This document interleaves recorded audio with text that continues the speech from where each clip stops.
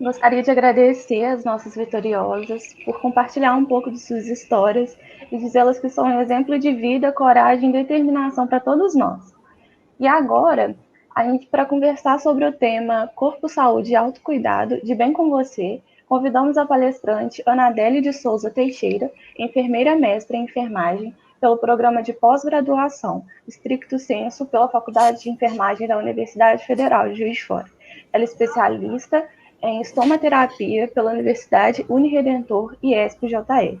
É sócia proprietária da empresa Enflora, enfermagem especializada, é servidora da EBSER-HU, coordenadora científica do Grupo de Pesquisa e Extensão em Estomaterapia, preceptora da Residência em Enfermagem HU-FJF, membro da Comissão de Lesões HU-FJF, membro do Grupo de Estudo e Pesquisa sobre Autocuidado e Processo Educativo em Saúde e Enfermagem, GAPESE-CNPq, e coordenadora do curso de especialização de enfermagem em estomaterapia e ESP-JF.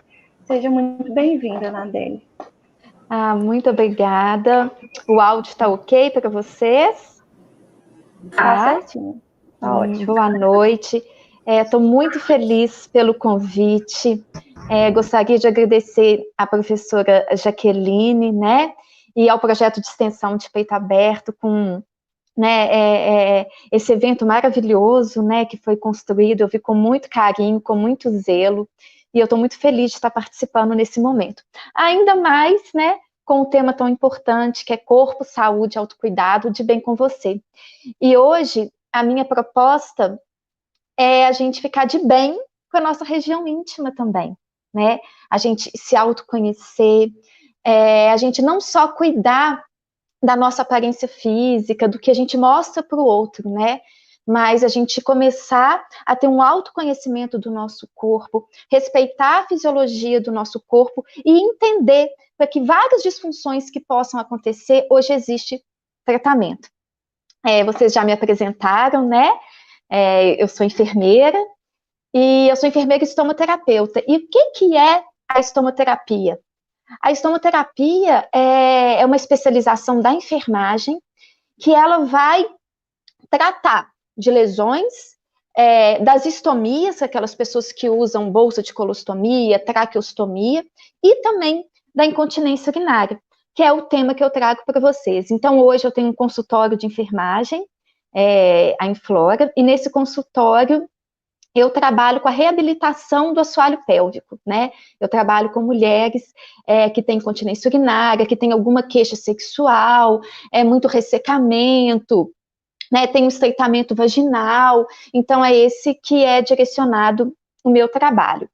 E hoje aqui, então, a gente vai falar um pouquinho, né, do que é incontinência, né, e também desmistificar, né, que perder urina não é normal. A gente precisa vestir essa camisa. Por mais que a gente passe pelo processo de envelhecimento, né, envelhecer não quer dizer que a gente tenha que perder urina. E só para trazer um dado assim, interessante para vocês, hoje a gente tem 1 a cada 3 mulheres acima de 40 anos, elas apresentam incontinência urinária. Então já é um número muito grande. A gente sabe que essas mulheres, já tem estudos mostrando para a gente, que essas mulheres não falam com seu médico, não falam no consultório médico que tem perda de urina, e muitas vezes também não está na anamnese do médico, né, essa questão da incontinência urinária, ou da insatisfação sexual, ou até mesmo da incontinência anal e fecal. Hoje eu estou trazendo a urinária, que foi o nosso tema, a gente vai falar dos cuidados íntimos, mas a gente existe também a incontinência fecal, com escape de fezes, escape de gases, e que a gente tem que dar esse olhar para o nosso autocuidado. E por que, né, no Outubro Rosa, a gente trazer esse tema também de incontinência? Então, no tratamento do câncer, né, então essas mulheres passam por essa quimioterapia, e a quimioterapia, ela traz alterações ovarianas, que vão refletir também o quê? Na fisiologia da micção. Então, com a diminuição do estrógeno, ou então com uma menopausa antecipada, a gente pode acontecer dessa mulher começar a apresentar essa disfunção e a perda de urina. A gente tem um estudo de 2016 que 548 mulheres, elas foram avaliadas, elas estavam passando pelo processo de quimioterapia devido ao câncer de mama, e 58% dessas mulheres apresentaram incontinência urinária. E aí, para a gente começar, né, a discutir um pouquinho esse tema, a gente precisa ficar bem claro. O que é a incontinência urinária? Esse ponto é fundamental da gente esclarecer, porque muitas vezes a gente pensa em perda de urina, a gente pensa em grande quantidade, a gente pensa naquele idoso que usa fralda, e a gente acha que muitas vezes isso que é incontinência. E, na verdade, a incontinência urinária, ela é qualquer perda involuntária de urina. Então, se eu vou tossir e minha calcinha molha um pouquinho de xixi, é incontinência urinária. Se de repente, ou eu vou tossir, ou eu vou pular, eu vou espirrar, ou se eu vou dar uma gargalhada, e isso acontece com frequência, a gente já tem incontinência urinária. E também um outro jeito da gente ter de apresentar algum sintoma é, de repente, eu tenho uma vontade súbita e repentina de ir ao banheiro que eu tenho que correr, senão eu perco o xixi. Ou então eu escuto um barulho de água, e aí eu já quase não consigo controlar minha urina. E aí eu perco um pouquinho. Então, isso já é incontinência urinária. Qualquer perda involuntária de urina, a gente vai chamar de incontinência urinária. E só para deixar mais claro, vamos falar um pouquinho da fisiologia da micção. Se a gente for pensar, né, o fato da gente urinar, ele é controlado pelo nosso cérebro, então a gente tem aí um sistema neurológico que controla, com fibras simpáticas, parasimpáticas, fibras motoras, somáticas, né? Então a gente tem o sistema nervoso central que controla a nossa micção. Só que a gente também tem a parte voluntária, né? Então a gente recebe mensagens do cérebro que a gente quer fazer xixi, mas a gente também decide, né, a parte voluntária, eu decido a hora que eu quero fazer xixi. E além desse componente do sistema nervoso, a gente tem um componente das estruturas.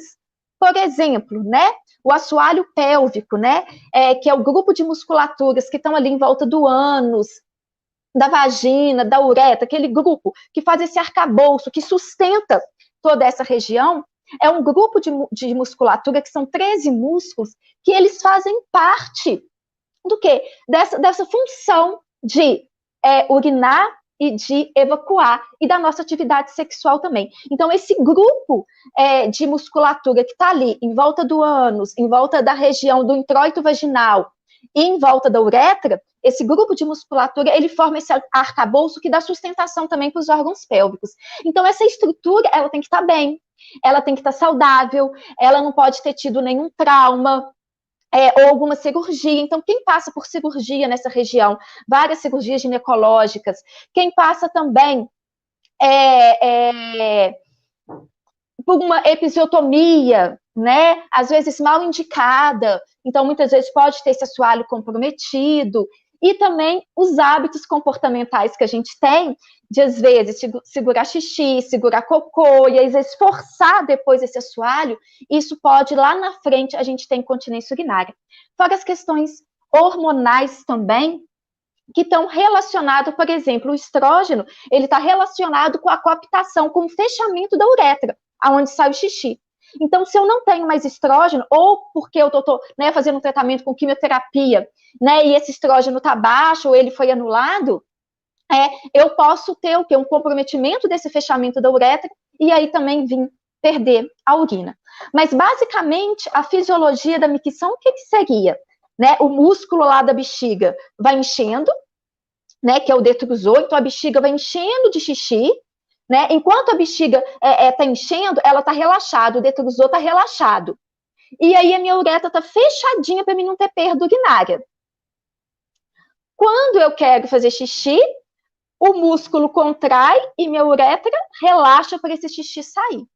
Então, normalmente, né, a gente tem a primeira sensação que a gente quer fazer xixi, né, a gente tem um comando do cérebro, opa, estou com vontade de fazer xixi. Normalmente a gente vai, fecha bem essa uretra, fecha bem esse assoalho, e aí, num segundo momento, eu recebo uma outra mensagem, eu estou com necessidade de urinar, e aí vai depender do comportamento de cada um, em respeitar o seu corpo e ir ao banheiro fazer xixi, ou tem pessoas que seguram por muito tempo, e a gente vai ver que isso também pode levar à incontinência urinária. Então, a fisiologia da micção é praticamente essa. O detrusor está enchendo, que é a bexiga, está enchendo de urina, e aí ele está relaxado. E minha uretra está o quê? Bem fechadinha, e quando a minha bexiga encher, o detrusor começa a contrair e a minha uretra relaxa e eu consigo esvaziar. Então, de uma forma muito simples, né? Só para a gente pegar um link aí de como que ocorre isso fisiologicamente no nosso organismo. Já falei para vocês, então, a importância também da estrutura do assoalho pélvico. Então, junto com esse comando nervoso, junto, né, com a nossa vontade, com a nossa decisão de urinar, e mais esse assoalho pélvico, a gente vai constituir aí, sim ou não, né, um hábito de micção saudável. É importante falar que o assoalho pélvico, a gente tem musculaturas diferentes, fibras musculares diferentes. A gente tem fibras tipo 1, fibras tipo 2, que são fibras de contração rápida, de contração lenta. Então, dependendo do dano também que essa mulher tiver no assoalho pélvico, a gente pode trabalhar essas fibras de formas diferentes, dependendo da necessidade e do dano que foi apresentado. Então, só para a gente, resumir, quais são as alterações que podem favorecer o aparecimento da incontinência urinária? Então, na mulher, que hoje é o nosso tema, é a redução da vascularização devido à menopausa ou devido ao uso da quimioterapia, atrofias que revestem e envolvem a uretra, que vão também atrofiar em relação à musculatura próxima da bexiga e da vagina. Então, o próprio envelhecimento, né, a gente vai ter uma flacidez da musculatura. Então, do nosso assoalho pélvico também. Então, todo esse tecido que envolve a uretra, a bexiga e a vagina, ele pode ficar um tecido mais flácido, não tão saudável, e isso pode levar à incontinência urinária. E a menopausa. Claro que o tabagismo, as doenças crônicas como o diabetes, a hipertensão, isso tudo também são causas que vão poder levar a essa perda urinária. E quais tipos, né, de incontinência urinária que tem? Né? Eu vou falar de 3 para vocês, que são os mais comuns, que a gente tem a incontinência por esforço. A incontinência por esforço é aquela que a gente faz um esforço e perde xixi. Por exemplo, quando eu vou espirrar, quando eu vou tossir, quando eu vou pular. Então, eu tenho relato assim, de muitas mulheres no consultório que pararam de fazer atividade física. Ou que evitam ter relação sexual, porque no momento do orgasmo, elas perdem urina também. Elas evitam ir para a casa dos filhos, porque tem medo de tossir, espirrar e perder urina. Então, a incontinência de esforço é aquela que aumenta a pressão intraabdominal, e de vez a minha uretra, a pressão da uretra ser maior e ela manter fechada, a uretra acaba abrindo devido ao aumento da pressão abdominal e à perda de urina. Então, essa praticamente a incontinência de esforço. E o bom é que tem tratamento, né? E é isso que a gente precisa focar, né? Essa oportunidade das pessoas saberem que existe um tratamento, que elas podem melhorar a qualidade de vida delas. E tem a incontinência de urgência. A incontinência de urgência é aquela que me dá aquela vontade súbita, repentina de ir ao banheiro. E muitas vezes, na hora que vai levantar a tampa do vaso, perde xixi. Essa incontinência de urgência acontece por quê? Aí eu volto lá na fisiologia da micção. Na hora que a bexiga está enchendo, eu falei para vocês que o detrusor está relaxado, não está? A fase de enchimento. Então, a bexiga está relaxada, recebendo aquela urina. Depois, na hora que eu decido fazer xixi, a bexiga contrai e aí eu consigo eliminar a urina relaxando a minha uretra. Então, a incontinência de urgência, o que acontece? Na fase de enchimento, tem um pouquinho de xixi, minha bexiga está enchendo, a musculatura começa a contrair para a gente eliminar aquele pouquinho de urina. Então, são vários fatores que fazem essa musculatura contrair. Muitas causas idiopáticas, né? Mas a gente sabe que tem algumas medicações também Inclusive, as medicações para câncer podem provocar essa incontinência de urgência, que vai ser esse estímulo excessivo do músculo detrusor na fase de enchimento. Diabetes pode levar a isso, entre várias outras causas, essa mulher pode ter a incontinência de urgência. Então, muitas vezes, a vida social dela fica extremamente comprometida, né? Porque ela se sente envergonhada. Até hoje, falar de xixi, cocô, é tabu, né? As pessoas não relatam, não gostam muito de falar isso. Muitas vezes a gente não acha nem normal, né? A gente quer só fazer cocô em casa, a gente segura o xixi até chegar em casa porque a gente não quer usar um banheiro público, e muitas vezes a gente não está respeitando o nosso corpo. E aí, um mau hábito, por um tempo prolongado, pode levar a consequências como as incontinências. E aí eu reforço, né? Reforço e a gente precisa divulgar isso, que perder urina não é normal, independente da nossa idade. Independente também de, muitas vezes, do tratamento que a gente passou. Então, para essas mulheres, né, que passaram por esse tratamento quimioterápico, né, elas têm como fazer esse trabalho de reabilitação do assoalho pélvico.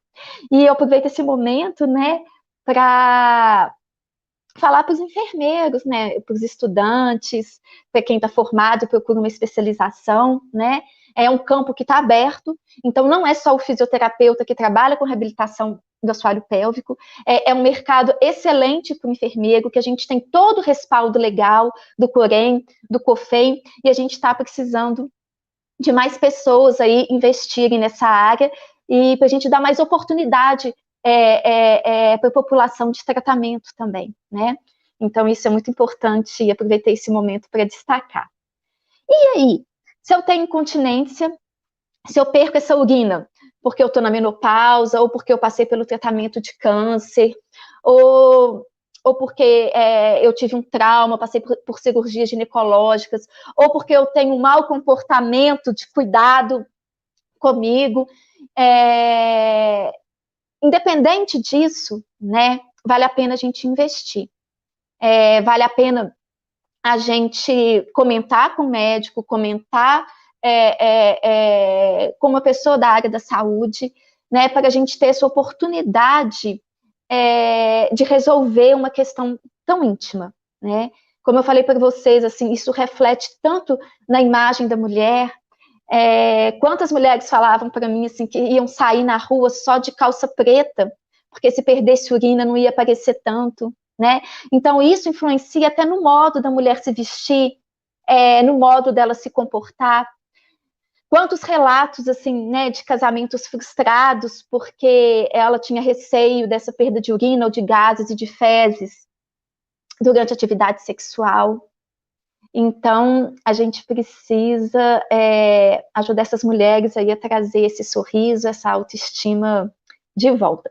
E aí, vamos discutir um pouquinho, então, do tratamento, né? Como que a gente vai tratar essa incontinência? E a gente vai ver que a gente tem medidas muito simples, que já pode ajudar muito as pessoas de uma forma geral. E aí eu vou ensinar essas medidas aqui para vocês, e se der tempo, né, no finalzinho a gente vai fazer um treinamento curtinho de assoalho pélvico, só para a gente ter um gostinho aí de como pode ser. Então vamos falar um pouquinho agora do tratamento, né? Claro, né, que para a gente querer começar a tratar, a gente tem que fazer uma avaliação muito bem detalhada. Então, nessa consulta de enfermagem, né, a gente vai fazer toda a parte de inspeção, palpação dessa região íntima, a gente tem todo um protocolo para ser seguido de avaliação. A gente vai avaliar os reflexos clitorianos, anais, reflexo de tosse. Então, não adianta, gente, só colocar a mulher para fazer exercício íntimo, aperta e solta, sem uma avaliação. Tem muitas que nem conseguem contrair, contrai abdômen, contrai bumbum, e não conseguem ainda contrair assoalho. Tem outras que são tão tensas, como a gente fica tenso aqui no pescoço, elas são tão tensas que a região que o assoalho também é tenso. Então, eu preciso ensinar essa mulher primeiro a relaxar e não contrair. Por isso que nada substitui uma boa avaliação, né? A gente vai fazer essa avaliação né, primeiro fazendo toda uma anamnese, depois fazendo esse exame físico dessa paciente, e hoje a gente tem vários instrumentos, né, validados, e vários equipamentos, que eu vou até mostrar alguns para vocês, que podem facilitar essa avaliação. Então, a gente tem escala AFA, Perfect, que vai ajudar a gente a avaliar a força eu não estou sabendo onde está minha mão aqui, a força de contração desse assoalho. Então, quando eu peço à mulher, contrai a região anal, contrai a região íntima, que força que ela faz, se ela relaxa bem, se além de contrair, se ela consegue manter contraído, que isso é muito importante. Às vezes a gente quer fazer o xixi, a gente precisa manter ali contraído um tempo até a gente chegar no banheiro. Então, qual que é a funcionalidade dessa musculatura? A gente precisa fazer uma avaliação bem detalhada, né? E que bom que a gente tem instrumentos muito importantes. E aí, para falar de tratamento, o primeiro que eu vou trazer é o tratamento comportamental. É o que está relacionado com os nossos hábitos. Por exemplo, não segurar xixi. A gente recebe uma primeira mensagem, estou com vontade de fazer xixi, depois uma segunda mensagem, está na hora de fazer xixi, e muitas vezes a gente protela essa ir do banheiro, né?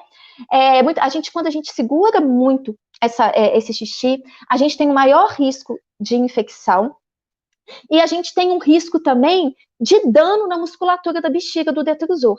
Então, aquela região que a fibra se estendeu demais, que rompeu, ela vai perdendo a funcionalidade. E lá para frente, a gente vai ter consequências. Então, quando a gente quer fazer xixi, a gente tem que fazer xixi. Eu escutei esses dias de uma paciente minha que ela não tinha tempo para fazer xixi. Se a gente não tem tempo para as nossas necessidades básicas, né? Se a gente não tem tempo para urinar, para evacuar, a gente precisa fazer uma reavaliação da nossa vida, né? A gente precisa colocar a gente como prioridade, né? Eu só posso trabalhar bem, eu só posso cuidar do outro, ou eu só posso fazer o que for por alguém quando eu estou bem comigo. E fazer xixi na hora que está com vontade de fazer xixi é saúde, né? É a gente preservar os nossos órgãos, é a gente preservar a nossa fisiologia. Então, primeira dica aí, não pode segurar xixi. A segunda, sentar no vaso. Olha que medidas de comportamento simples que a gente pode prevenir incontinência urinária. A gente precisa sentar no vaso sanitário de forma confortável. E o ideal é que a gente incline o nosso corpo para frente e relaxa. Fazer xixi não é forçar o jato, não é forçar a uretra. Fazer xixi é o relaxamento da uretra. Então, hoje, a gente tem muito, né, como nós mulheres estamos, né, ficando muito fora de casa, a gente nunca tem tempo, muito trabalho, muita correria, então a gente vem usando muito o banheiro público. E aí a gente já vem com uma educação que no banheiro público não pode sentar, né? E aí a gente faz xixi meio que agachada, e nessa posição que a gente faz xixi meio agachada, a gente não tem um esvaziamento completo da bexiga. Fisiologia, anatomia. O ângulo que a gente faz ali agachado, a gente deixa um resíduo de urina, né? E isso, né, sendo feito ao longo da nossa vida, frequentemente, vai trazer essas consequências que a gente está citando aqui. Então, a gente precisa, e os estudos mostraram para a gente, que a gente corre mais risco de ter uma infecção urinária, fazendo esse xixi em pé, meio agachada. Agachada não, é em pé, com o corpo inclinado, né? Que a gente tem mais chance de ter infecção urinária fazendo xixi dessa forma do que pegar uma infecção do vaso sanitário. Então, a dica que eu dou, passa um papel ali no vaso, senta, relaxa. É claro que a gente, né, vai ter uma autocrítica ali, dependendo do banheiro, mas a gente já tem o hábito de qualquer banheiro público a gente não querer sentar. E a gente precisa rever isso. Então, se eu tenho o hábito de não sentar em lugar nenhum, futuramente eu posso ter uma consequência. Então, quando essas pacientes vão no consultório, eu brinco com elas. A primeira coisa que a gente faz, a gente vai para o banheiro junto. A gente vai aprender a sentar no vaso e isso já melhora muito o esvaziamento da bexiga e até diminui as perdas. Então, vale a pena investir nesses ajustes aí simples, que não tem custo e que depende da prioridade que a gente vai dar para a gente, né? Higiene íntima, né? É outra coisa importante também. muitas pessoas, né, ainda têm o hábito de usar forro, né, ou o absorvente, né, mas eu ainda pego muitas pacientes usando forro. O que acontece? Muitas vezes coloca o forro lá de manhã e vai tirar esse forrinho lá à noite. A nossa região íntima, ela já é úmida, a nossa região íntima já tem uma facilidade de proliferação bacteriana, e ela, na verdade, ela precisa ventilar, ela precisa respirar. Então, quando a gente põe o mesmo forrinho ali e fica o dia inteiro, a gente está aumentando essa umidade e a gente está aumentando o risco de proliferação bacteriana, de fungos, né? E a gente aumenta o risco de infecção urinária. Né? Já tem estudos hoje trazendo para a gente que infecções urinárias recorrentes a gente consegue melhorar com o ajuste da higiene íntima, dos hábitos de cuidado íntimo. Então, se vai usar um absorvente, o ideal é o absorvente, né? Porque o absorvente, não o forro, porque o forro acaba deixando aquela superfície úmida. O absorvente, ele ainda tem aquela parte que absorve a umidade, né? Mas, de qualquer forma, o recomendado é, pelo menos, a gente trocar esse absorvente de 3 em 3 horas, para manter essa região o mais seca possível. E aí evitar essas infecções. Infecção urinária de repetição pode levar também a um comprometimento e levar à incontinência urinária. A limpeza da região íntima também, né? Tá tudo relacionado aí à higiene. Eu sempre brinco, né? Que a gente aprende tanto a lavar o cabelo, o pescoço, e lá a gente passa rapidinho e pronto, lavou, né? E, na verdade, para a gente tirar o esmegma, as secreções naturais que são formadas ali, a gente precisa de torno de uns 3 minutos lavando toda a região, pequenos lábios, grandes lábios, a região do clitóris. Então, a gente precisa dar uma atenção melhor e um cuidado melhor nessa região íntima. A gente fica ali no cabelo um tempão, passa 2, 3 shampoos no rosto, na perna, e a gente precisa tocar essa região, né? E é uma forma também, é um momento ali da gente se conhecer, né? E se admirar, né? Porque cada uma é perfeita do jeito que é. A roupa íntima também vai influenciar muito, então, né? Para a gente manter essa região mais seca, mais ventilada. Então, de preferência, a calcinha de algodão, né? Trocar essa calcinha, não manter ali a gotinha de urina por muito tempo. Né, o odor de urina acaba sendo muito forte, então é recomendado sim a gente dormir sem calcinha, ou a gente passar um período do dia que a gente puder, deixando essa região ali mais ventilada. Eu estou trazendo só alguns cuidados, porque nosso tempo também hoje é curto, e a gente também tem muita coisa para falar. Os hábitos alimentares também, eles estão relacionados, né, com algumas queixas urinárias, porque, por exemplo, o álcool, sucos ácidos, chocolate, café, refrigerante, eles são estimulantes das vias urinárias. Por isso que algumas pessoas tomam muita cerveja, nossa, eu não paro de fazer xixi. É porque é estimulante, é irritante das vias urinárias. Eu nem gosto muito de falar estimulante. Ele irrita as vias urinárias e por isso que a gente precisa ir no banheiro muitas vezes. E aí, às vezes, leva à perda de urina. Então, álcool, sucos ácidos, chocolate, café, refrigerante são irritantes das vias urinárias. A gente também tem outro tipo de tratamento, que é o treinamento vesical. Treinamento vesical é como se fosse o treinamento da bexiga. Então, aquelas pessoas que têm aquela urgência urinária, que às vezes não consegue segurar e tem que correr ao banheiro, a gente pode fazer um diário miccional. Quando a gente vai no nutricionista, ele não quer saber o que a gente comeu desde o café da manhã até a hora de dormir.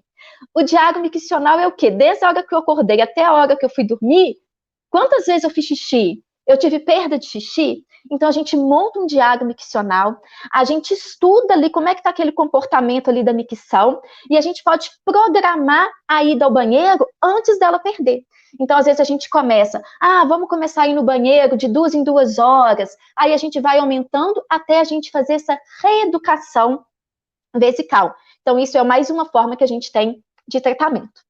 E aí, o outro tratamento que muitas mulheres gostam, né, e que às vezes a gente vê na internet, é a cinesioterapia, que é o trabalho da musculatura. A gente sabe que muitas vezes a gente escuta pompoarismo, né? O pompoarismo, ele é o exercício dessa região íntima, mas ele tem uma conotação mais sexual. E a gente vem trabalhar também a questão sexual, mas a questão de prevenção e tratamento das incontinências. Então, a cinesioterapia é o quê? É os exercícios íntimos, né? A gente vai trabalhar essa musculatura. A gente vai aprender a contrair, a relaxar, a gente vai aprender a ter agilidade com essa musculatura. Então, são vários exercícios que a gente vai passando, que a gente vai aumentando, né? E a gente tem que aumentar de acordo com cada assoalho que a gente avaliou. Então, normalmente, para avaliar, a gente faz, né, o toque vaginal, a gente sente esse assoalho. Eu vou mostrar para vocês os instrumentos que a gente pode usar também para avaliação. E aí a gente vai determinar esses exercícios de acordo com aquela pessoa precisa. A gente também não pode sobrecarregar essa musculatura do assoalho pélvico. Então, por exemplo, né, se a paciente vem, a gente passa uma sequência de exercícios íntimos, vamos supor, 15 vezes contrai, relaxa, ou 15 vezes contrai fraco, médio e forte, e a gente vai ensinando, né, todas essas possibilidades aí de treinamento muscular. Para ajudar a gente, né, nesses exercícios íntimos, a gente tem vários recursos. A gente tem, por exemplo, que eu até trouxe aqui, os cones vaginais, né? Então, a gente tem um conjunto de cones vaginais, cada um com um pezinho diferente, né? Então, a gente tem 5, 6 cones vaginais, cada um é de uma cor, tem pezinhos diferentes. Normalmente, a gente começa com esse cone vaginal rosinha, que é o mais levinho, e eles têm peso, né? Então, a gente vai aumentando de 20 a 75 gramas. Então, esse aqui tem 20, e esse roxinho aqui, 75 gramas. A gente tem pezinho hoje até de 1 quilo.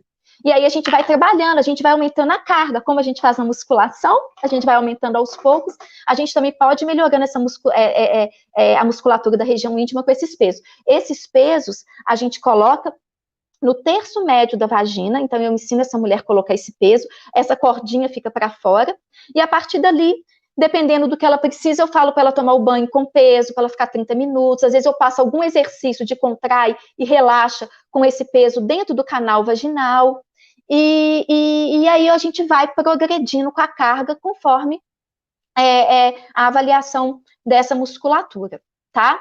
A gente também tem vários tipos de sondas, essa Pelvifit aqui, que a gente põe também no canal vaginal, a gente põe, e conforme a mulher contrai certinho, ela vai sinalizando para a gente aqui, ó, se ela contrai certo, ela desce.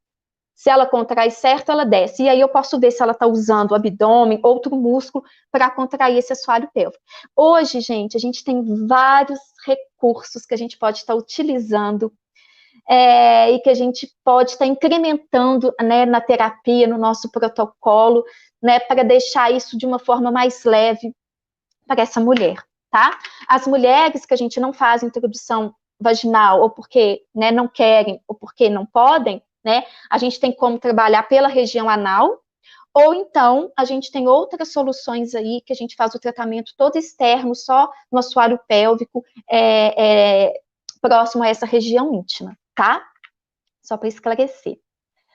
A gente tem o biofeedback, então, assim, eu tenho esse aparelhinho aqui, tem vários modelos, várias marcas, esse aqui é um aparelhinho que ele é biofeedback eletroestimulador, então a gente tem uma sondinha, né, coloca uma camisinha, essa sonda vai lá dentro da vagina, ou dentro do ânus, com a camisinha, e aí conforme essa mulher contrai, vai me mostrando em gráfico no computador ou na televisão, lá no consultório eu tenho uma televisão, e aí mostra para mim qual que é a força de contração dessa musculatura, qual que é o tempo de sustentação que essa mulher consegue ficar com esse assoalho, ó, sustentado.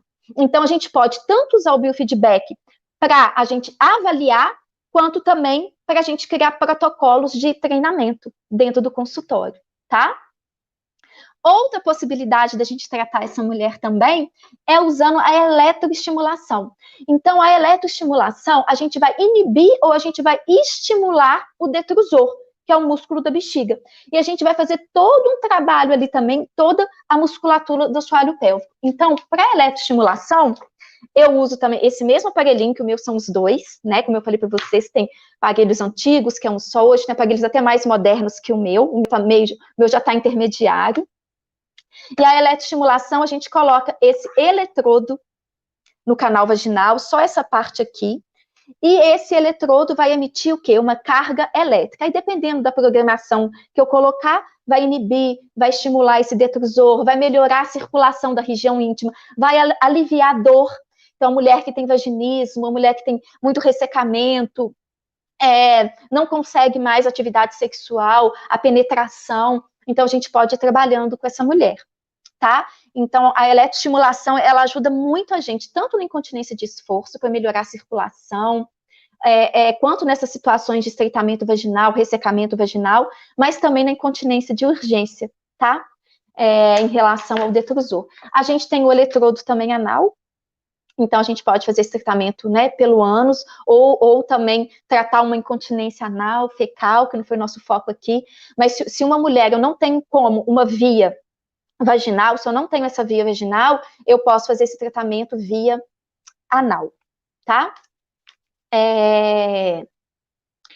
Como eu falei para vocês, né, essas mulheres que a gente não vai ter a introdução do eletrodo, né, acabou que eu esqueci de trazer, a gente não tem a introdução dos eletrodos, que esse é dentro da vagina, o outro é dentro do ânus, a gente pode fazer por eletrodos externos, que a gente coloca na região sacral, porque na região sacral é onde que a gente tem o sítio de inervação da micção e do assoalho, ou então no nervo tibial. Então, o nervo tibial posterior, ele até o ponto de acupuntura para incontinência. Hoje a gente até usa a laser terapia também para incontinência nesse ponto do nervo tibial posterior, e a gente pode fazer esses eletrodos externos também nesse nervo tibial ou sacral. Aí vai depender da paciente, vai depender da queixa e do protocolo que a gente quer instituir. Mas, assim, eu queria muito alertar e mostrar para vocês que existem tratamentos, né? E existem muitos tratamentos. Isso aqui foi só um pouco do que eu utilizo no consultório. A gente tem vários outros recursos, né? Que a gente pode estar colaborando, que a gente pode estar ajudando a mulher a retomada, né, da continência, que é isso que a gente quer. A gente quer o controle do nosso xixi. Então, normalmente, esses tratamentos a gente consegue assim, um bom resultado em 3 meses, né? Mas é claro que depende do paciente também. Por que depende do paciente? Porque a gente passa os exercícios, né, para casa. Eu passo exercícios de automassagem para casa. Muitas vezes, se a mulher é tensa, né, já nessa região.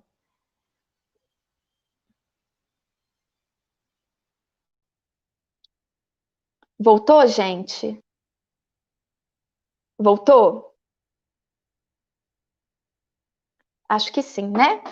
Dei uma sumida aqui. Quando essa mulher é muito tensa no assoalho pélvico, né? A gente precisa fazer esse relaxamento. E muitas vezes, para usar esse relaxamento, a gente pode fazer o banho de assento. A gente, não quero fazer banho de assento porque dá muito trabalho, é bacia, tem que sentar na água. Às vezes eu até peço para colocar um pouquinho de camomila. Então, quando a mulher reclama muito do banho de assento, aí eu falo para colocar uma bolsinha de água quente, com muito cuidado para não queimar na região íntima, para essa musculatura relaxar. E muitas vezes, né, aquela mulher que levanta várias vezes à noite para poder ir ao banheiro, por exemplo, né, que tem a noctúria, ela vai mais de 2 vezes à noite ao banheiro, a gente precisa de tratar. E uma das formas da gente tratar é com um banho de assento, ou com uma bolsinha de água quente na região íntima, antes dela dormir, porque ela aí vai ter um esvaziamento completo da bexiga, e muitas vezes não vai precisar levantar tantas vezes, prejudica o sono, né? Quem não tem um sono saudável, também a gente prejudica o quê? A qualidade de vida. Então, é muito importante a gente escutar essas queixas. Para a questão da noctúria, a gente também vai usar eletroestimulador, a gente vai usar biofeedback, mas a primeira terapia a ser utilizada é a terapia comportamental, né? Se a gente não entra em conexão com a nossa região íntima, se a gente não, né, se conecta com as nossas necessidades fisiológicas, né, não tem tratamento que sustente. Então, a primeira coisa que eu faço é um trabalho de autoconhecimento, né, é um trabalho de toque íntimo que está muito diferente, né, do que é masturbação. É de toque, é de autoconhecimento. Muitas vezes eu preciso trabalhar com um espelho, né, para essa mulher se conhecer, para ela poder compreender que musculatura que ela tem que contrair. Eu falo que um dos maiores desafios, assim, que eu encontro dentro dessa área, né, no consultório, é a mulher entender qual a musculatura que ela tem que contrair. Porque socialmente a gente não foi criado já trabalhando, já cuidando dessa musculatura para uma atividade sexual saudável, sim, né? E o trabalho de parto. Então, outros países, as meninas são treinadas com essa musculatura desde muito nova, elas reconhecem essas musculaturas. E a gente deixa essa musculatura do assoalho de lado. Então, muitas vezes, fazer com que essa mulher compreenda, né, qual musculatura que ela tem que contrair, isso é um desafio. Mas é um desafio que vale a pena a gente investir. Eu não tive sucesso ainda. Claro que umas reconhecem mais rápido, outras reconhecem num tempo mais demorado, mas cada uma, né, da sua maneira, do seu jeito de ser, e tá tudo bem, tá tudo ótimo também. Eu utilizo muito também, gente, meditação, relaxamento para essas mulheres que têm o assoalho muito preso. Vocês pensam, se eu tenho esse pescoço muito preso, muito duro, ele funciona? Eu tenho uma funcionalidade? Não tem.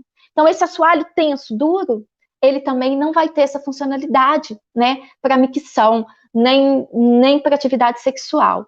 Então, a gente precisa entender o contexto, a gente precisa fazer uma boa avaliação para a gente também indicar um tratamento correto. O comportamental, a gente pode indicar para qualquer pessoa. Falar para essa pessoa, não segura xixi. Né? Vamos aproveitar e falar, não pode segurar cocô também. Não segura xixi. Senta no vaso direito. Às vezes, as minhas pacientes não tomam água para não perder urina. Então, se elas têm algum compromisso, se elas têm alguma coisa, elas ficam sem tomar água para não correr o risco de passar por uma situação, né, que elas se sentem constrangidas. Então, a gente precisa, né, que essas soluções, né, elas alcancem essas pessoas também. É uma área que vem crescendo, é uma área que a gente vem investindo e que a gente precisa divulgar. Vários profissionais de saúde, né, como foi apresentado, eu trabalho lá no HU, e aí eu tenho contato com vários colegas, né, de várias áreas, e dentro da saúde, várias pessoas falaram comigo, eu não sabia que existia isso. Não sabia. Porque aqui a gente está falando, a gente trouxe um pouquinho para a incontinência, do que é incontinência, mas esses exercícios, trabalhar o assoalho pélvico, gente, além da prevenção da incontinência urinária, da perda de urina e da incontinência anal, da perda de fezes, ela traz para a gente também o quê? Uma facilidade de alcançar o orgasmo, ela melhora o desejo sexual, ela prepara essa mulher para um trabalho de parto saudável. Então, não é só uma questão da gente alertar essas pessoas para se tratarem, para prevenir também, né? Porque é uma musculatura que fica completamente de lado. Hoje no mercado, a gente vê que tem vários pezinhos, tem várias formas de a gente usar esses pesos vaginais. E as pessoas também estão usando de forma sem indicação. Eu vi na internet, eu fiz um curso de pompoarismo, e a gente precisa tomar muito cuidado, né, com isso. Porque, como eu falei aqui, cada assoalho, né, ele vai ter a sua especificidade. Cada mulher tem o seu comportamento, cada mulher tem a sua história, né, que vai refletir nesse cuidado íntimo. Então, a nossa prescrição, o protocolo de tratamento que a gente vai dar, ele tem que ser individualizado, tá? Eu vou finalizando por aqui, mas antes de eu terminar, eu queria propor para vocês, eu acho que eu ainda tenho 5 minutinhos, eu queria propor para vocês da gente fazer um exercício íntimo. Tudo bem se quem não conseguir, né, que vai contrair às vezes barriga, vai contrair às vezes bumbum, não tem problema, vale aqui a tentativa, essa tentativa também não vai te causar dano algum, né, e para as mulheres que despertarem isso, né, sentirem seu assoalho contraindo, isso vai ser muito importante também.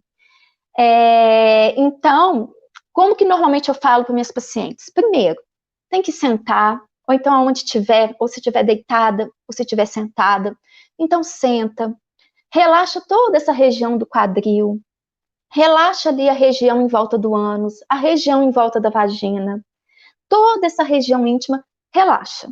Né? E muitas vezes eu falo, relaxa, a gente precisa dar aquela respirada funda, ótimo, relaxa essa região. E aí, na hora que eu falar que é para contrair o assoalho, o que a gente vai pensar? Sabe quando a gente está com vontade de fazer cocô e a gente vai e segura, aperta o ânus? A gente não dá esse pulo, não, porque aí eu estou contraindo o abdômen. A gente contrai o ânus porque está segurando, não quer deixar o cocô sair. Ou então a gente está lá naquele elevador, a gente quer soltar um pum, e só que chegou alguém, a gente prende aquele pum. É esse o movimento que a gente quer fazer quando eu falo contrai, é esse movimento do assoalho pélvico. Vamos tentar? Só um pouquinho, assim, só de experiência? Então, vamos relaxar essa região e eu vou dar os comandos, tá? Então, vamos lá. Respira, relaxa. É importante a gente conectar com essa região íntima. É importante a gente sentir essa região íntima, né? E aí, vamos lá. Vamos lá. Contrai e relaxa. Mais uma vez. Contrai e relaxa. Contrai e relaxa. Contrai e relaxa. Contrai e relaxa. Aí, ó, a gente fez 5 vezes, né? E para quem fez pela primeira vez pode achar estranho, às vezes vai perceber que contraiu o abdômen, que contraiu o bumbum.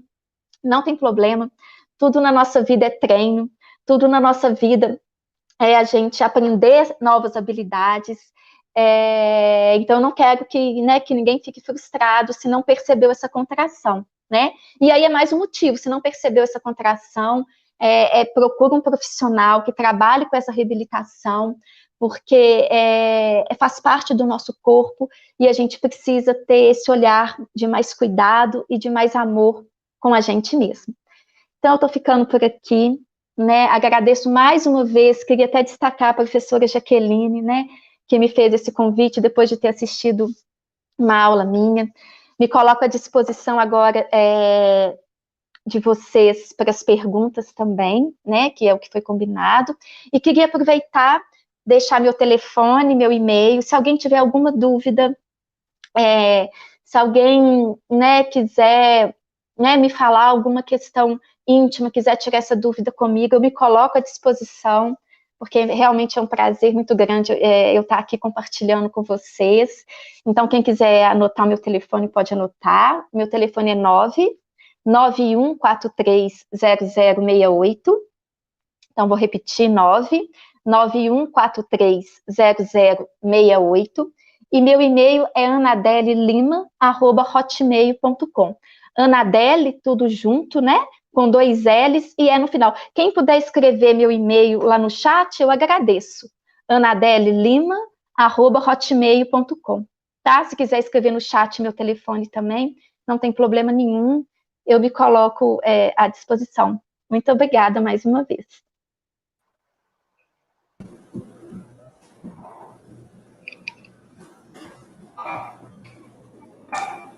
Queremos te agradecer, Anadele, pela presença e disponibilidade, parabenizá-la pela excelente palestra com um tema tão importante e necessário. Muito obrigada, eu que agradeço. Obrigada a você. A gente vai abrir agora para as perguntas. E antes eu queria lembrar que os certificados serão baseados no check-in e check-out dos participantes e será certificado apenas os que obtiverem 75% da frequência. Ou seja, quem perdeu o check-in hoje precisa preencher o check-out de hoje e os formulários de amanhã. Anadele, a primeira pergunta é a seguinte. Sempre que uso absorvente descartável, fico com alergia. Já mudei de marca e usei específicos para regiões sensíveis. Qual outra opção posso usar quando estou menstruada? Quando tá o quê? Menstruada? Isso. Ah, entendi.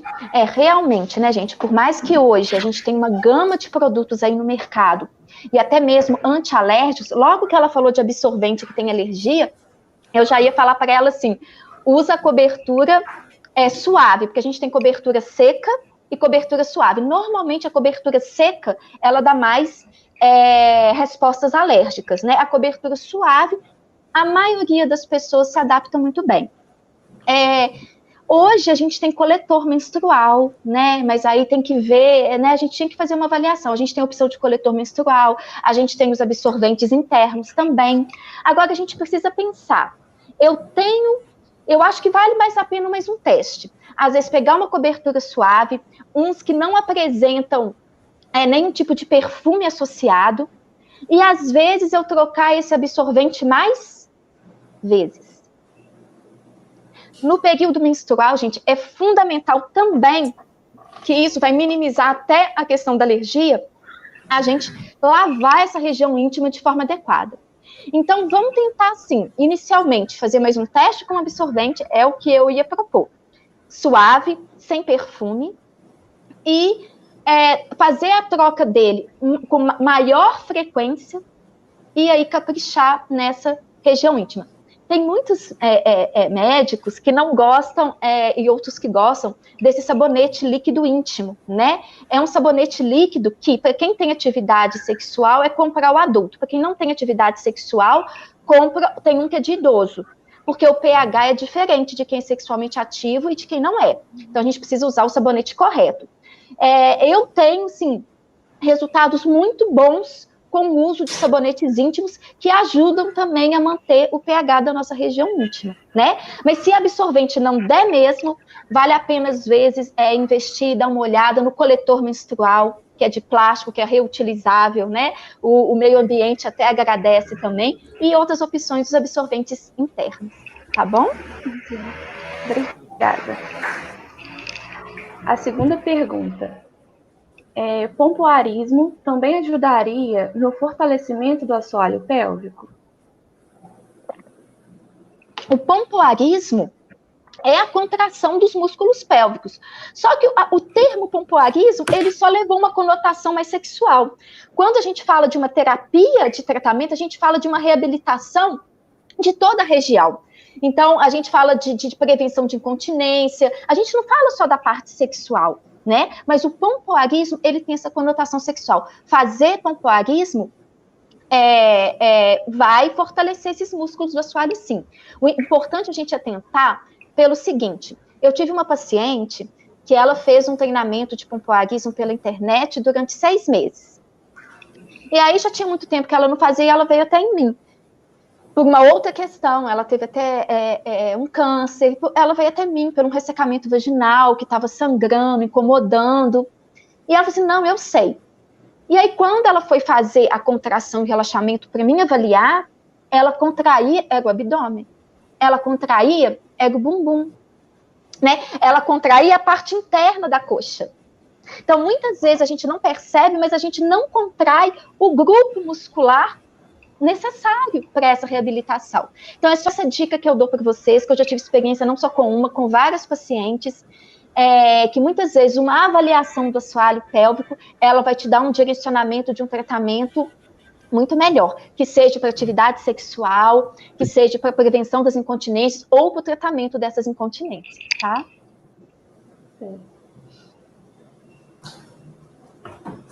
A gente tem mais uma pergunta. Eu tenho muito intestino preso, mas dependendo do que como, dá uma diarreia que não consigo segurar. Uma consideração.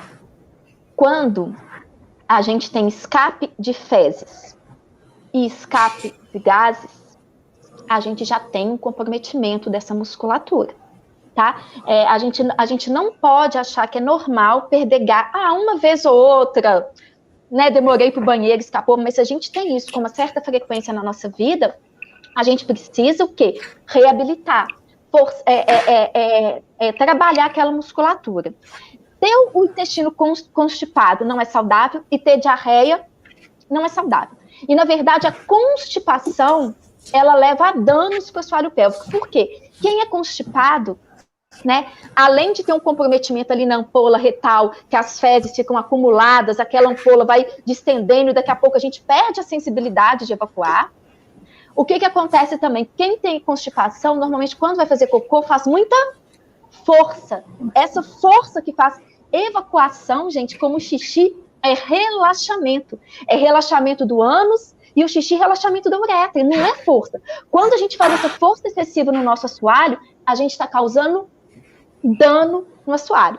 Então, para quem, né, escreveu essa situação, eu acho importante fazer uma avaliação do assoalho pélvico, porque está nos extremos. A diarreia, ela é mais ácida, ela vai acometer todo o tecido ali também, ela vai comprometer a musculatura e como a constipação também. Então, são situações que a gente precisa regular, né, procurar ter um intestino melhor, e a gente usa muito a eletroestimulação que eu mostrei para vocês, para a gente também fazer essa reabilitação anal. Vale a pena investir na gente. Sim, com certeza. A próxima pergunta. Existe algum exercício que pode ser realizado no dia a dia, sem a utilização de aparelhos para estimular a área? Então, tem. Né? Na verdade, a cinesioterapia, que é esses exercícios íntimos que eu passo, eu utilizo todos esses equipamentos no consultório. E passo um programinha de exercício para fazer em casa. Só que esses exercícios, eles precisam ser o quê? Acompanhados. Não adianta, por exemplo, eu posso falar para vocês que 2 vezes ao dia, vocês podem fazer 10 vezes contrai e relaxa. 2 vezes ao dia. Vocês podem fazer 10 vezes, contrai e relaxa. Mas me fala, tudo bem, vocês vão trabalhar o assoalho, mas vai ganhar massa muscular? Vai reabilitar? Na academia, a gente não começa com um peso fraquinho e tem que ir aumentando a sequência, tem que ir mudando os estímulos para aquela musculatura. Então, fazer o mesmo exercício por muito tempo não vai me trazer os benefícios que eu preciso para o assoalho. Claro que pode fazer. Faz 10 vezes, contrai e relaxa todo dia, ou até 2 vezes ao dia. Mas, para fazer mais e para fazer exercícios mais pesados, eu tenho que saber, será que essa mulher consegue relaxar? Será que na hora que eu falo, contrai, ela até contrai um pouquinho, mas na hora que eu falo, relaxa, ela não consegue soltar? Não é uma paciente que eu posso usar peso, não é uma paciente que eu posso passar um exercício mais pesado. Então, para a progressão da atividade da musculatura, a gente precisa de avaliação. Peso em excesso, exercício errado, causa dano muscular, de vez de trazer benefício. A próxima pergunta. Muitas pessoas falam sobre prender e soltar o xixi quando estiver urinando, como uma técnica para auxiliar no estímulo da musculatura. Isso é verdade? Então, é verdade que muita gente fala. É verdade, até que profissional de saúde fala. Contrai, prende o xixi, solta o xixi, prende o xixi. Isso é saudável, gente? Eu falei para vocês que fisiologicamente, como que é o nosso ato de micção? É relaxar a uretra. O detrusor está lá contraindo, a nossa uretra está relaxada para a gente poder urinar. E aí eu faço o movimento contrário para segurar o xixi. Isso não é exercício para assoalho pélvico, tá? Mas é verdade que muitas pessoas e muitos profissionais de saúde mandam fazer. Mas isso não é saudável. Isso já tem estudos que comprovam que pode levar até a infecção urinária. O ato de fazer xixi, gente, a gente avalia jato. Eu peço meus pacientes gravarem o barulho do jato no banheiro. Então, até a avaliação do jato, ela é importante. Imagina se eu fico interrompendo esse jato urinário de forma nenhuma. Não é saudável, é prejudicial para a gente, tá? Que bom que teve essa pergunta. Sim, verdade. Obrigada.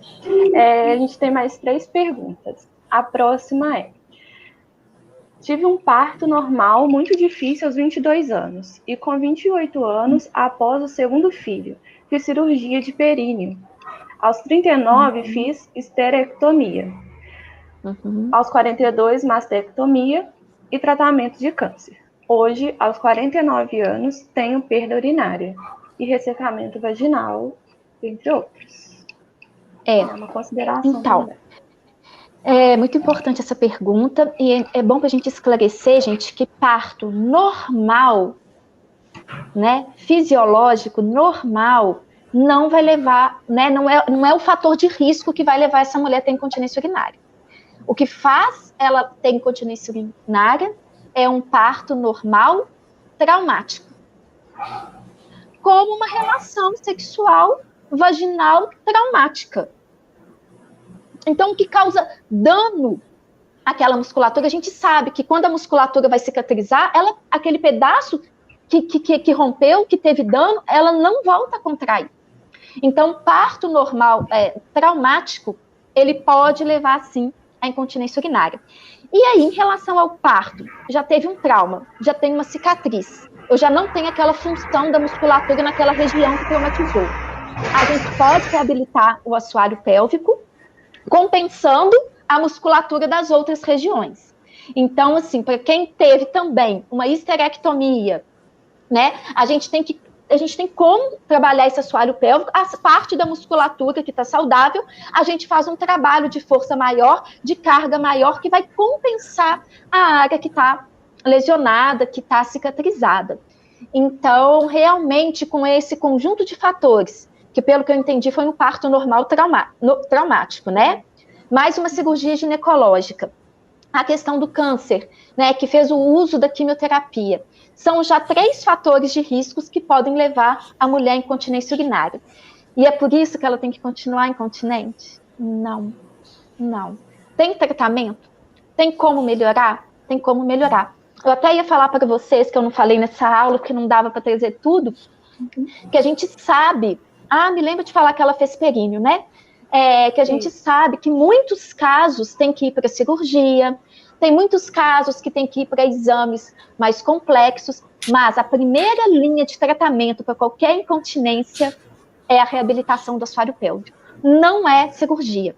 Antigamente se fazia muito períneo, né? Mas hoje já não tem mais. Hoje o períneo é uma das últimas opções. Mas por que se fazia antes? Porque dava aquela puxada, né, aquela sustentação. Só que se eu não trabalho, o que acontece? Cede de novo. Então, fazer períneo e não fortalecer a musculatura, ela vai o quê? Ceder novamente. Por isso que hoje períneo não é mais a primeira opção para reabilitação de assoalho, né? A primeira opção, tem vários estudos, é a gente reabilitar, é a gente avaliar e indicar um tratamento correto para essa mulher. Então, quem, né, escreveu essa pergunta, não tem por que ficar perdendo urina, porque a tendência disso é só piorar. Hoje eu perco um pouco, mas se eu não trato, eu só vou piorando, até que vai chegar o momento que eu vou precisar de fralda. E não vamos banalizar, não é normal. Não é normal. A gente pode ter uma vida mais saudável, mais independente, porque a gente sabe, quem tem essa condição, sabe o quanto que a vida social ela é atingida. Com certeza. Por isso é tão importante falar sobre isso, né? Nossa, é muito importante. Eu tô ficando muito feliz, porque é de um ano para cá que as pessoas estão começando a me chamar para a gente poder falar um pouco mais disso, sabe? E eu sempre falo, gente, estou sempre à disposição, porque a gente precisa levar essa informação, né, aos futuros profissionais, aos profissionais e à população de uma forma geral. Com certeza. A gente tem mais 2 perguntas. Quando é feito esses exercícios com os pezinhos mostrados, há relato de dor pelas pacientes? Então, eu só uso os pezinhos quando aquele assoalho já tem condição de receber uma carga. Antes disso, eu já fiz muito exercício com essa mulher. Eu já preparei o assoalho dela, eu já preparei essa região para usar pezinho. Então, normalmente, eu nunca tive relato de dor. Porque se é uma mulher que já tem estreitamento vaginal, eu jamais vou querer que ela introduza um peso desse. Hoje a gente tem também dilatadores vaginais e anais, que a gente começa do dilatador fininho, para a gente ir dilatando sem dor, sem trauma, essa região. Então, não é qualquer pessoa que pode usar o peso, apesar que isso compra com facilidade aí em sex shop, né? Pela internet, mas não é toda mulher que já pode lançar mão imediatamente do peso. Tem mulheres que eu preciso ficar com elas pelo menos 1 mês, 2 meses, para depois passar peso, e tem mulheres que na segunda consulta eu já posso liberar o peso. Vai depender da condição desse assoalho, tá? Certo. A última pergunta. ter relação pode enfraquecer os músculos da região do assoalho pélvico? Tem alguma coisa que pode? Ter relação sexual? Acredito que Isso, sim. né? Ter relação sexual? Então, não. Se a relação sexual é uma relação saudável, que a gente relaxa essa região, que a gente tenha lubrificação, de forma nenhuma, tá? Agora, o que vai causar dano é se eu tô ressecada, e aí eu forço uma penetração, ou se é uma relação traumática, que eu vou causando sempre danos ali, às vezes machuca, sangra com frequência, então eu tô causando o quê? Trauma. Se é uma relação que dói, já tem trauma, tô sentindo dor. Mas ter relação sexual que for todos os dias, se você está relaxada, se você está bem lubrificada, se você está preparada para aquele momento, não causa dano nenhum. Muito pelo contrário, faz bem para o assoalho também. Sim. Então, Anadélia, a gente finalizou as perguntas e eu queria te agradecer novamente pela palestra e por todo o assunto tão necessário e agradecer também aos participantes que enviaram as perguntas. Ah, gente, mais uma vez eu também agradeço muito. Gostei muito das perguntas que fizeram, que eu acho que pôde, né, complementar, porque realmente esse assunto é muito vasto e fiquei muito feliz de ter participado e parabéns pelo capricho da organização, pelo zelo de vocês, por todos os contatos feitos. Isso faz muita diferença para quem vai dar uma palestra. Fiquei muito feliz e realmente vocês estão de parabéns, que mais eventos aí aconteçam. Muito obrigada. Um beijo a todos. Obrigada, tá? Um abraço. Muito obrigada. Abraço, boa noite. Gente, abraço. Boa noite. Boa noite.